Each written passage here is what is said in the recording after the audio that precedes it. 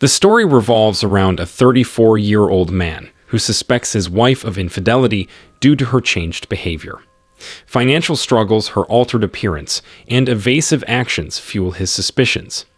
After hiring a private investigator, he discovers explicit messages confirming her affair with a wealthy coworker.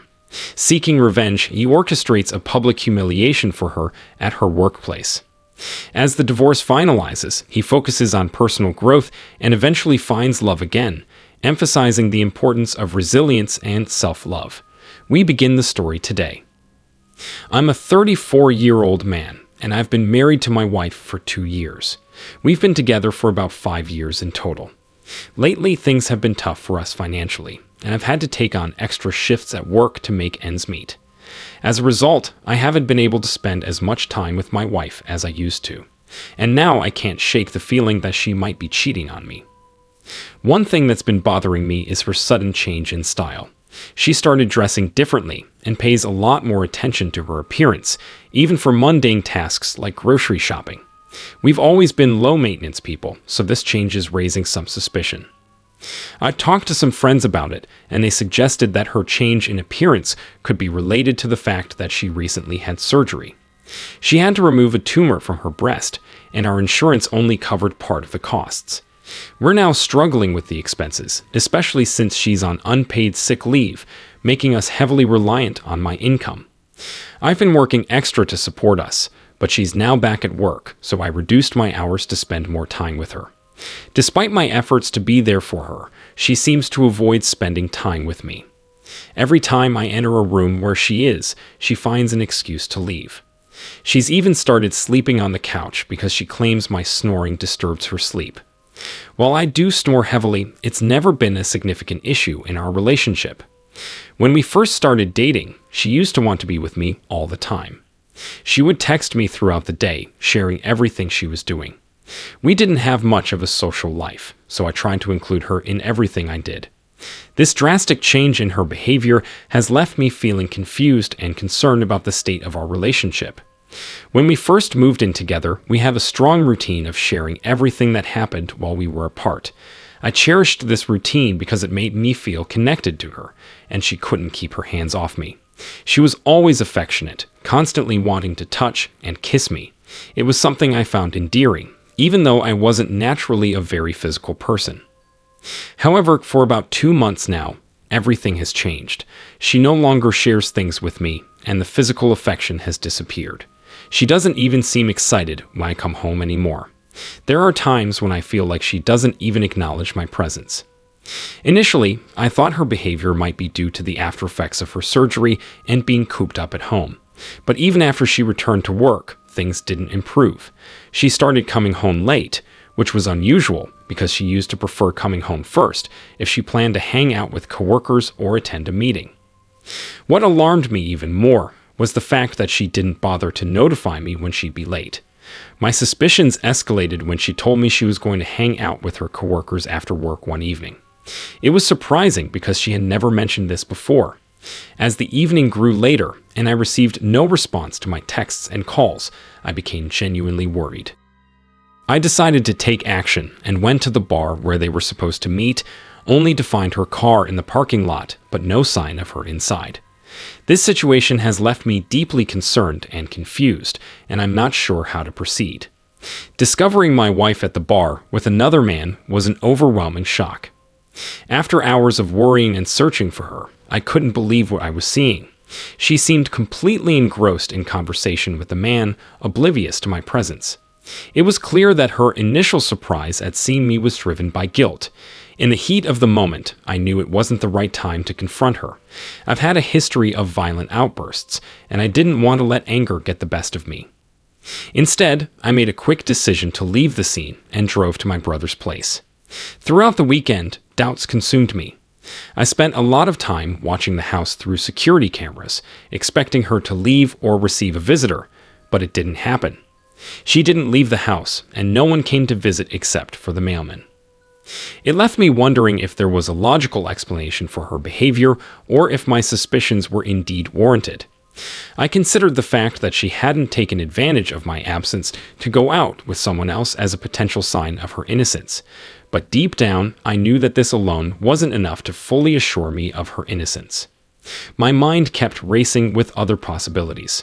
Maybe she didn't know when I would be back and didn't want to risk getting caught in the act. Or perhaps her lover was out of town, making it impossible for them to meet during my absence. These thoughts continued to torment me.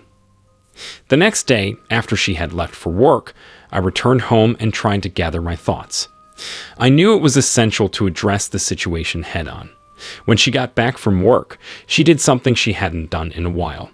She made dinner for both of us. It was a seemingly sweet gesture, but it didn't erase the doubts I had. As we finished eating, I knew it was time to talk. I asked her to explain what had happened on that Friday night that had caused me so much worry. Her response was that she had decided to stay for more drinks and accidentally put her phone on silent, which prevented her from responding to my calls and messages. I couldn't help but feel skeptical about her explanation because I had physically checked the bar and she wasn't there. It was during this conversation that she broke down crying. She confessed that she had been feeling down and had run into an old friend at the bar. When her coworkers had left, she and this friend had gone on a long drive and just talked. She admitted to being slightly drunk, and her friend had insisted on driving her around until she became more sober. I accepted her explanation at the time, but as I replayed the events in my mind, doubts continued to plague me. One detail that bothered me was that she didn't seem remotely drunk when I saw her, even though she claimed to have been tipsy. I knew from experience that it would take quite a bit of alcohol for her to get drunk, and it didn't add up. The following day, after I returned from work, I couldn't shake these lingering doubts. I decided to have a more direct conversation with her.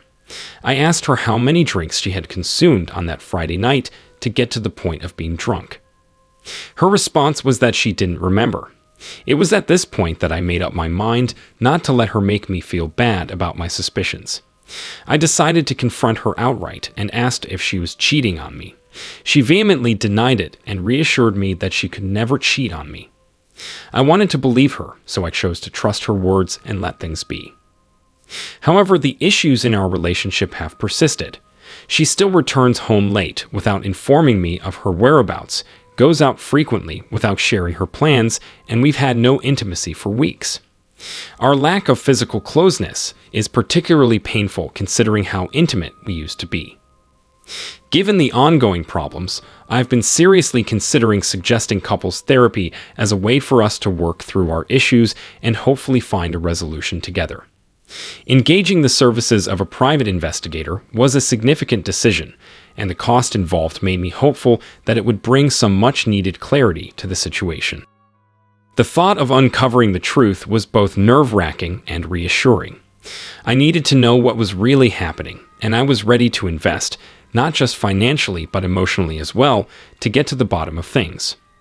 Over the past week, the private investigator diligently followed her, providing me with regular reports. Surprisingly, her behavior seemed to be more innocent than I had initially thought.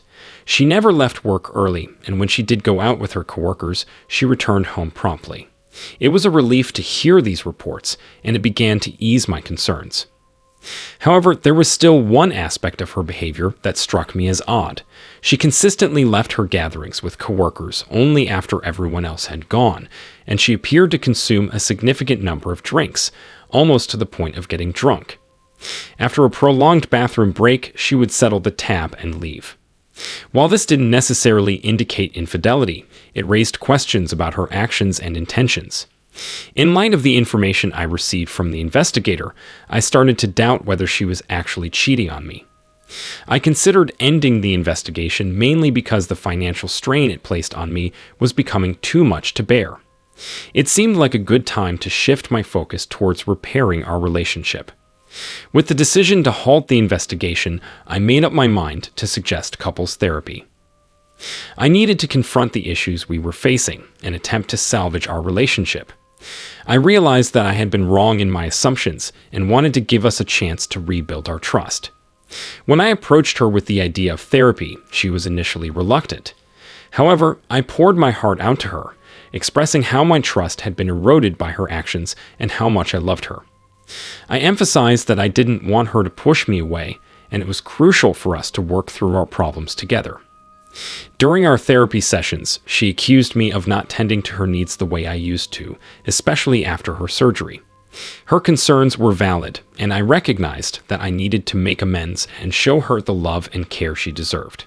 We embarked on a journey of self-improvement and mutual understanding, hoping that we could rebuild the bond that had been shaken by mistrust and doubt. The next morning, I noticed her unusual reaction to a notification on her phone, and it intensified my suspicions.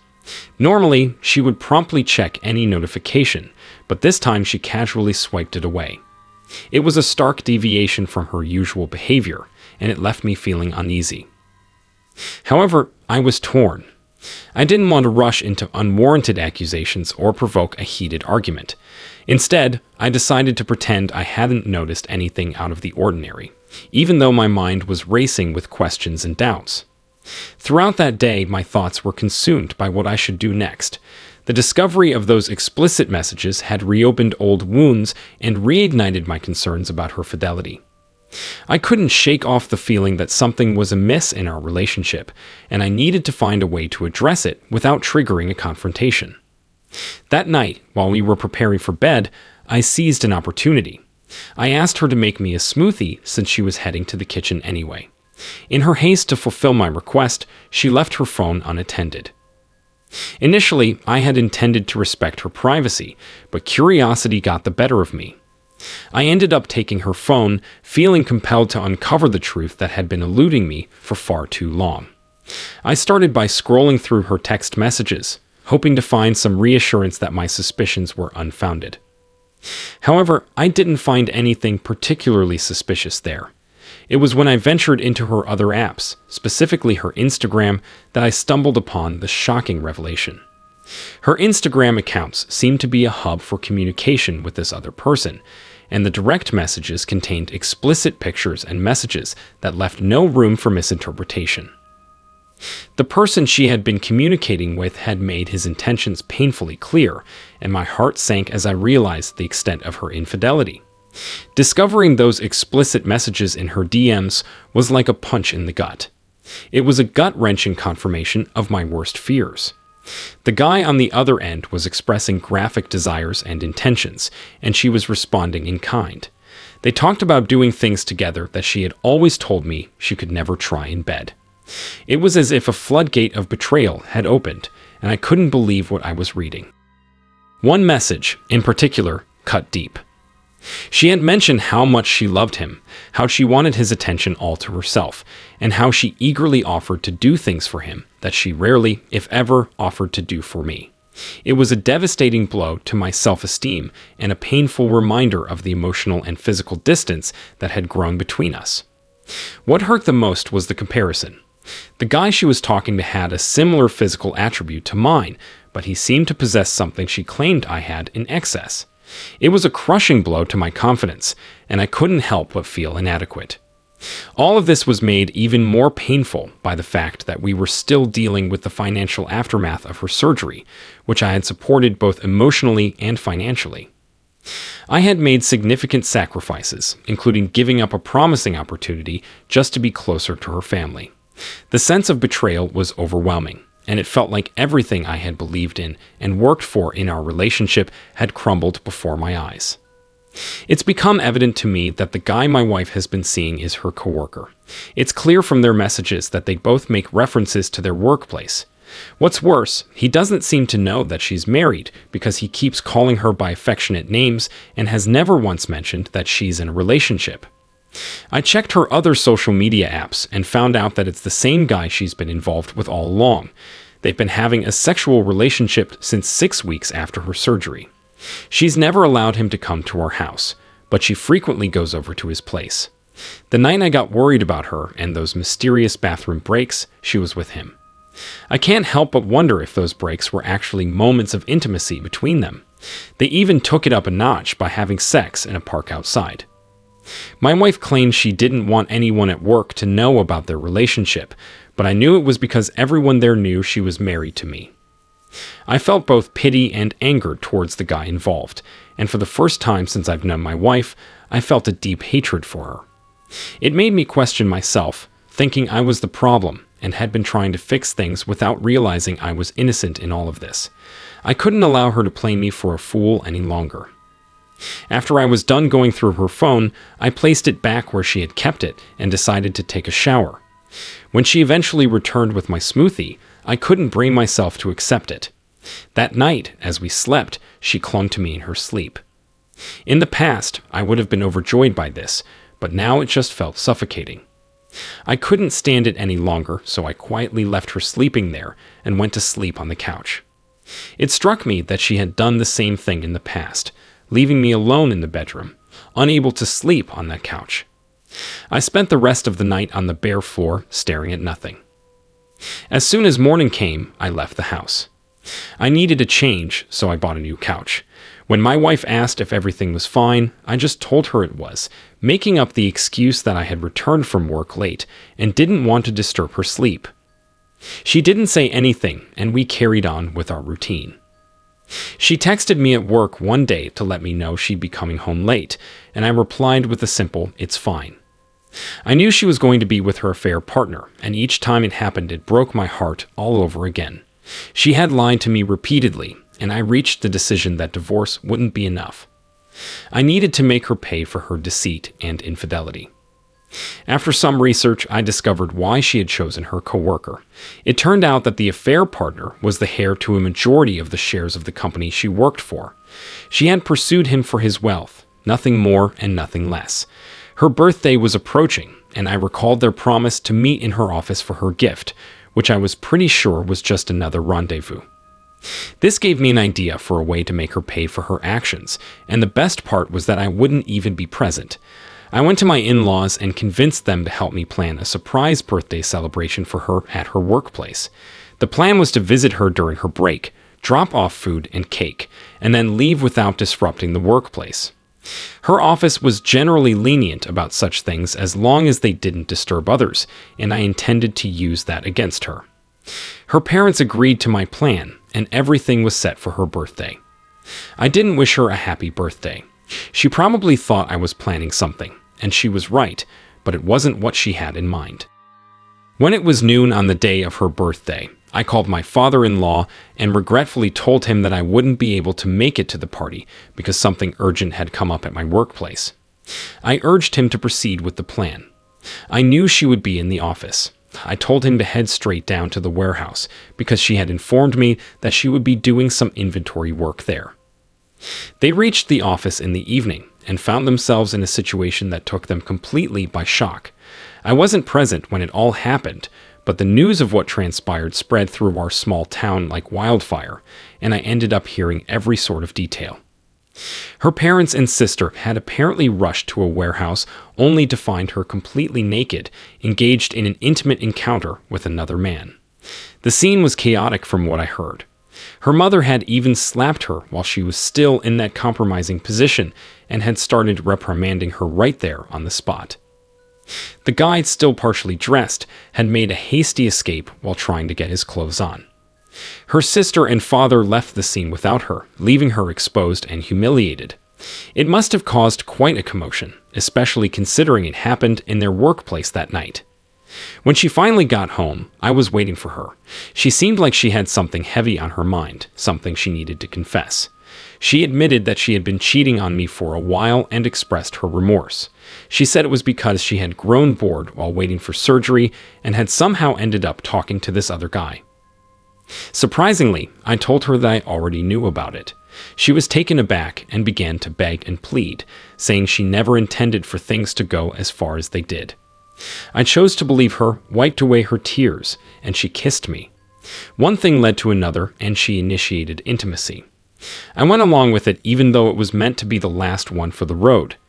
During that encounter, we tried out everything I had ever wanted to explore before, and she was more than willing to indulge me.